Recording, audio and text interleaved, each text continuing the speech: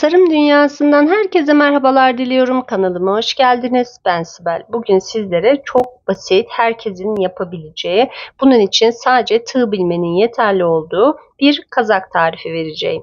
Bu kazak gerçekten çok basit. Herkes kendi bedenine göre vereceğim tarifle kazağını yapabilir. Bunun için gerekli olan malzeme, İstediğiniz herhangi bir kalınlıkta, istediğiniz renklerde, evdeki kalan iplerle de değerlendirebilirsiniz. Nitekim ben evdeki kalan ipleri değerlendirdim. O yüzden bazısını birkaç sıra, bazısını tek sıra şeklinde olan ipleri kullanarak bu şekilde kazağı ördüm. Tabii ki seçim burada size ait. İsterseniz tek renk çalışabilirsiniz. Bu çalışacağınız tek renge ara ara bu şekilde çizgiler koyabilirsiniz. Çizgili yapabilirsiniz ya da benim yaptığım gibi evde kalan ipleri değerlendirerek her bir sırayı farklı renkte yapabilirsiniz. Bunun için ihtiyacınız olan istediğiniz kalınlıkta ve farklı renklerde ya da aynı renklerde ip ve tığ ihtiyacınız var. Hadi hemen yapımına başlayalım.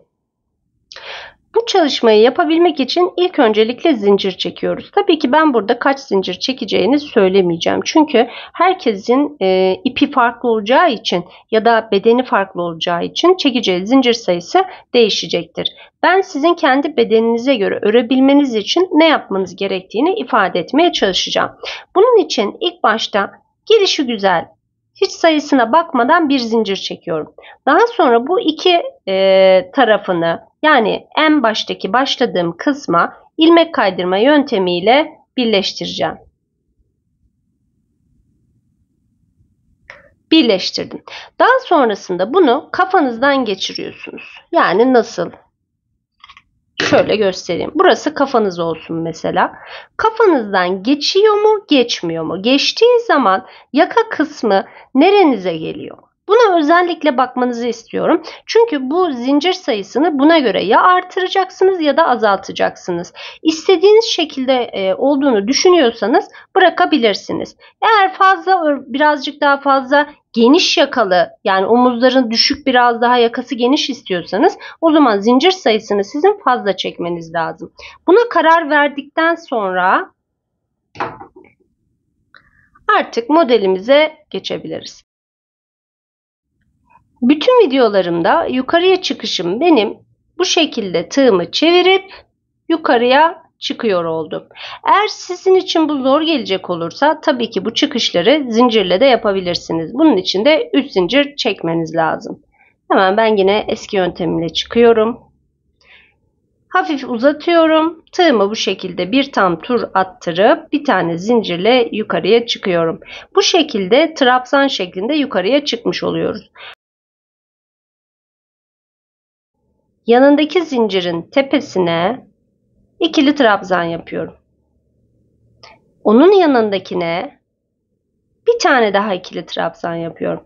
Siz isterseniz üçlü trabzan şeklinde de devam edebilirsiniz. O zaman da buradaki trabzanlarınız birazcık daha uzun olacaktır. Aralarda 2 tane zincir. Üzerine ilmek atıyorum. 2 tane zincir geçip üçüncüye ikili trabzan yapıyorum. Gayet basit. Tekrar yanındakine ikili trabzan, onun yanına ikili trabzan, 3 tane ikili trabzan yapıyorum. Aralarda 2 zincir, 2 tane zincir atlayıp 3. zincire ikili trabzan yapıyorum. Bu şekilde bütün sırayı geliyorum. Zincirlerimizi gelişigüzel herhangi bir sayıda başladığımız için burada kalan benim 3 tane bakın zincirim kaldı. Hiç önemli değil. Yine 2 tane değil de bu sefer 3 tane zincir çekip bu üçlü trabzanla yukarı çıkmıştık, bakın bu kısım. Hemen tepesine batıp ilmek kaydırma yöntemiyle birleştiriyorum. Şimdi tekrar hemen yan tarafına yine ilmek kaydırma yöntemiyle birleştiriyorum. Ve buradaki 2 tane zincirin içerisine gelip bir tane zincirle kilitliyorum. Şimdi tekrar yukarı çıkıyoruz.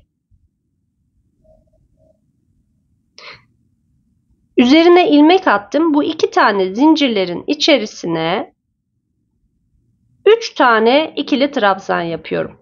Buraya köşe yapabiliriz. Bunun için 2 tane zincir çekip hemen buradaki ilmeğin içerisine 3 tane daha ikili trabzan yapıyorum. Ve aralarda 2 tane zincir çekiyoruz. 3 tane ikili trabzan, arada 2 tane zincir ve tekrar üçlü trabzan. Buraya bir tane köşe yaptık. Kazağımız yakadan başlamalı bir kazak olduğu için artık yakadan sonra bizim genişletme yapmamız gerekiyor. Büyütebilmemiz için burada artık bizim şu kısımlarında hem önden hem de arka taraftan artırmalarımızı yapmamız gerekli. Hemen şuraya işaretimi koydum. Buradaki 2 tane zincirin içerisine 3 tane ikili trabzan, arada 2 zincir, tekrar üçlü trabzan, arada 2 zincir, 3 tane ikili trabzan, sonra tekrar yine bir köşe yapıyorum.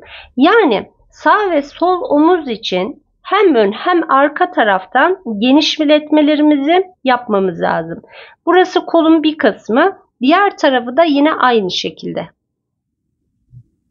Hem buradan artırmamızı yaptık. Arada 3 tane ve buradan artırmamızı yaptık.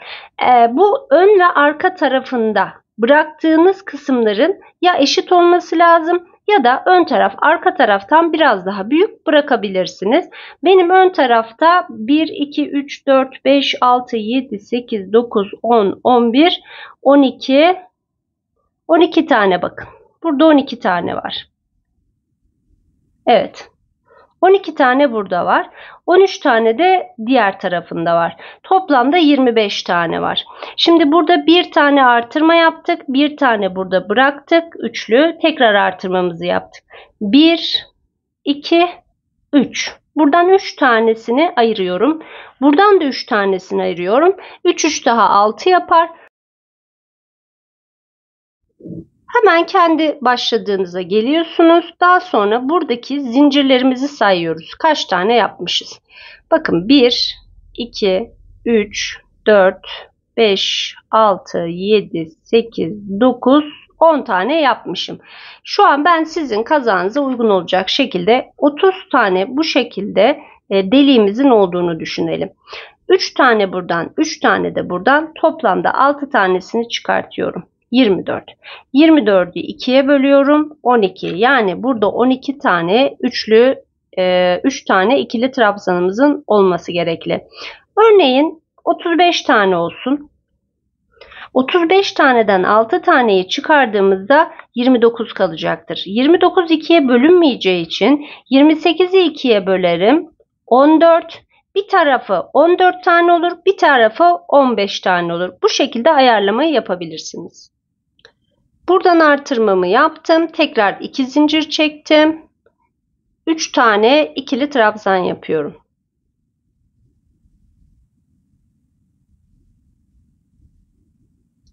Arada 2 tane zincir. Şimdi burada da tekrar artırma yapmamız lazım. Yine geldim bu kısma. 3 tane ikili trabzan yapıyorum.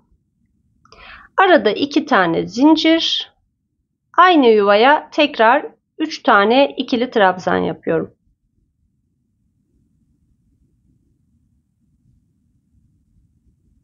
Hemen bakalım.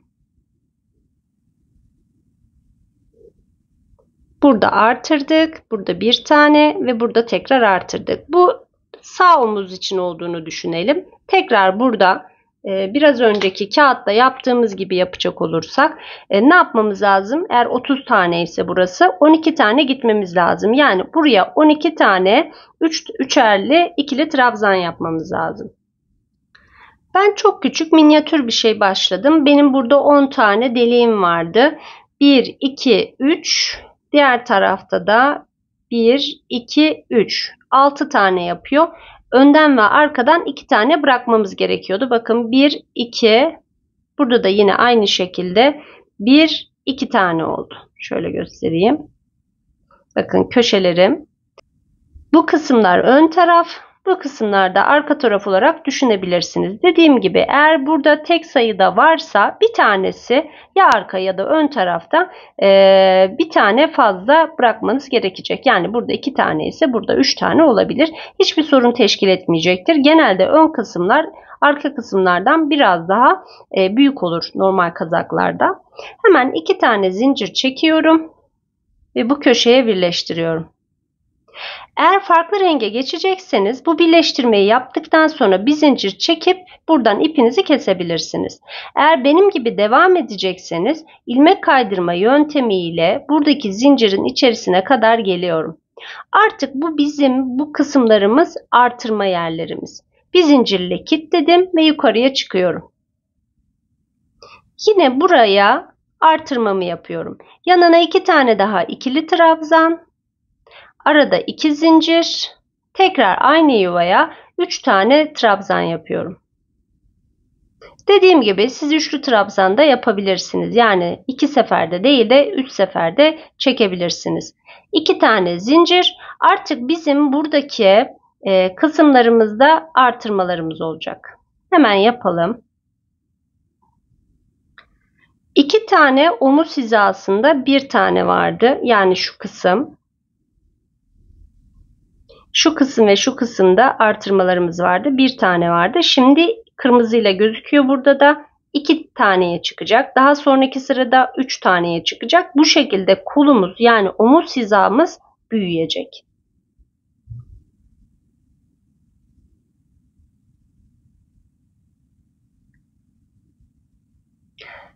Yine artırma olan kısma geldim. Aynı şeyi yapıyorum. Aralarda hep 2 tane zincirimiz var.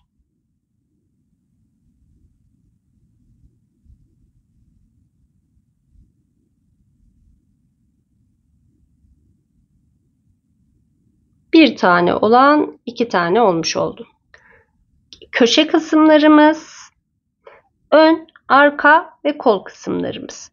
Normalde aynı işlemi yapıyoruz. Başka yaptığımız hiçbir işlem yok. Bu kısımlara geldiğinde artırmalarımızı yapıyoruz. Diğer kısımlarını trabzanlar 3 tane ikili trabzan aralarda 2 zincir şeklinde ilerliyorum.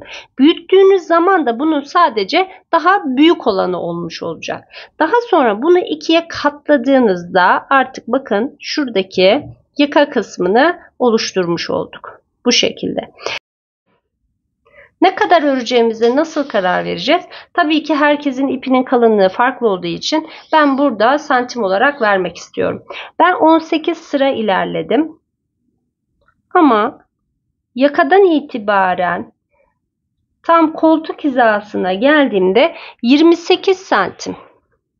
28 santim olduğunu görüyorum. Bu şekilde kaç sıra öreceğimiz tabii ki herkesin ipine göre ve bedenine göre değişecektir tabii ki. Ben 38 beden için bu kazağı ördüm. 40 beden de yine aynı şekilde bu kazağı kullanabilir. Daha bol, daha salaş istiyorsanız o zaman bu ön ve arka kısımlarını başlarken yani bu yaka kısmından başlarken zincirinizi biraz daha fazla tutup bu şekilde de yapabilirsiniz. 28 santim olana kadar ördüğümüzü düşünelim. Ben 18 tane şu artırmalarımı burada kendi ipliklerime göre yapmıştım. Artık buradaki beden kısmına geçip daha sonrasında da kollarını öreceğiz. Bunun için bu artırma yerinde yukarıya çıkıyorum. Artık artırma yerlerinde artırma yapmıyorum. Buraya 3 tane ikili trabzan yapıyorum. Aralarda 2 tane zincir, tekrar 3 tane ikili trabzan yapıyorum. Bu kısmımız kol kısımlarımızdı. Ön taraf, ön beden olarak düşünürsek. Şimdi şuradaki artırma yerine geldim. Yine üzerine 3 tane ikili trabzan yaptım. Arada 2 tane zincir çekiyorum. Buradaki şu artırma kısmındaki yere geliyorum. Ve buraya yine aynı şekilde 3 tane ikili trabzan yapıyorum.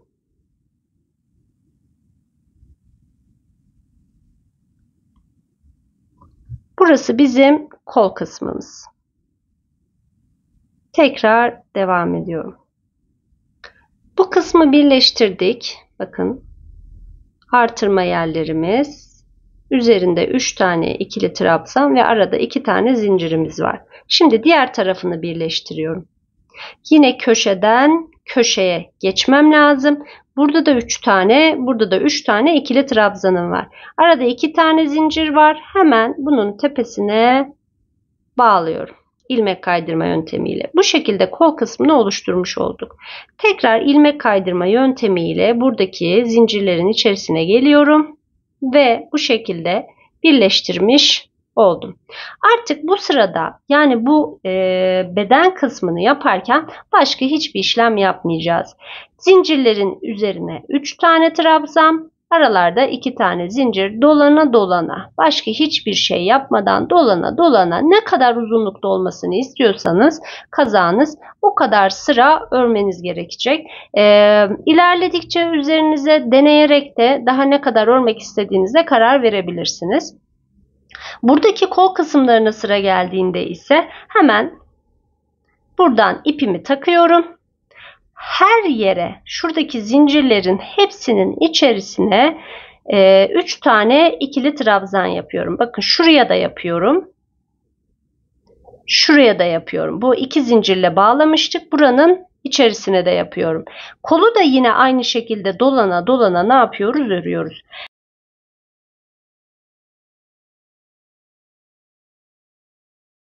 Köşe kısımlarına gelirken baktınız çok fazlasıyla kollarınızın geniş olmasını istemiyorsunuz.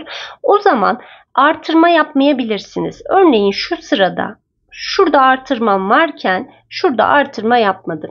Çok fazlasıyla çünkü kollarımın büyük olmasını da istemedim. Burada artırma yapmadan bunun içerisine sadece bir tane üçlü trabzan yaptım. Onun tepesine yine bir tane yaptım. Bu şekilde de ilerleyebilirsiniz. Kollarınızın o zaman çok böyle büyük bir kol olmayacaktır. Bu şekilde yaptığınız takdirde. Daha sonra ipi taktım. Yine dolana dolana bu şekilde kollarını bitirdim.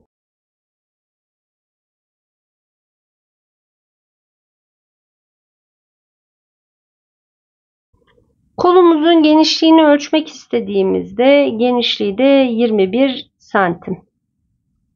Hiçbir azaltma ve eksiltme yapmadan sadece aynı şeyi ilerleyerek devam ettim. Sadece şu lastik kısmını yaparken bu lastik kısmı sıkı bir lastik olduğu için biraz daha bakın bu şekilde daralmış oldu, küçülmüş oldu. Siz isterseniz tabi burada da eksiltmeler yapabilirsiniz ama ben eksiltme yapmadım. 21,5-22 santim şeklinde kolumuzun genişliği var. Bu şekilde örerek ilerledim. Koltuk altından itibaren ölçerek göstermek istiyorum. 35 santim. 35 santim kol gayet uygun bir kol. Tam ama koltuk altından itibaren ölçtüğümde 35 santim olduğunu görüyoruz. Bedenine bakalım. Bedeni kaç santim? Bedeni de 52. Bedeni de 52 santim. Yani 104 santim şeklinde düşünebilirsiniz tüm etrafını. Şimdi sıra geldi buradaki kol kısımlarını yapmaya. Burasının kol kısmı olduğunu düşünelim. Çok fazla yapmadım ben. Birkaç tane zincir çekerek yaptım. Siz isterseniz daha kalın, daha ince, yani tamamıyla tercih meselesi, istediğiniz gibi yapabilirsiniz. Örnek olsun diye ben hemen 5 tane zincir çekiyorum. Ve bu zincirlerinin her birinden ilmek kaydırma yöntemiyle aşağı ineceğim.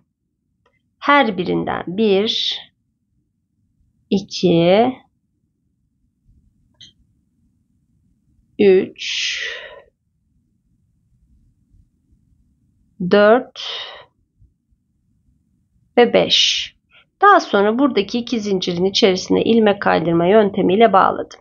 Onun hemen yanındakine ilmek kaydırma yöntemiyle bağlayıp ters dönüyorum. Yapacağımız tek şey ilmek kaydırma yöntemi olacak. Hemen ilkinden itibaren başlıyorum.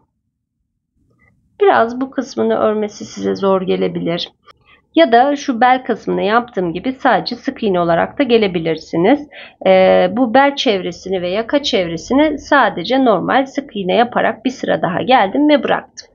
İsterseniz şişte bu şekilde bu kol kısımlarının, lastik kısımlarını şişte örüp daha sonrasında buraya da dikebilirsiniz. Eğer bu yaptığım size zor gelirse. Biraz çünkü örümü zor.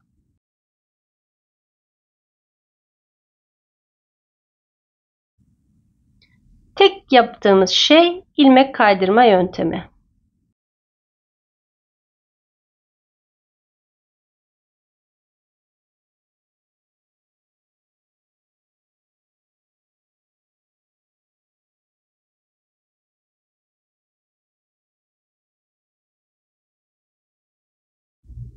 İlmek kaydırma yöntemiyle geldim. Hemen buradaki yukarı çıktığımın değil yanındakine ilmek kaydırma yöntemiyle bağlıyorum. Hemen onun yanındaki sıraya geçip buradan yukarı çıkıyorum. Bu şekilde biraz daha sıkı bir şekilde olmuş oluyor bakın. Gayet sıkı. Tekrar buradan yukarı çıkıyorum. Her seferinde ilmek kaydırma yöntemiyle ilerlememiz lazım.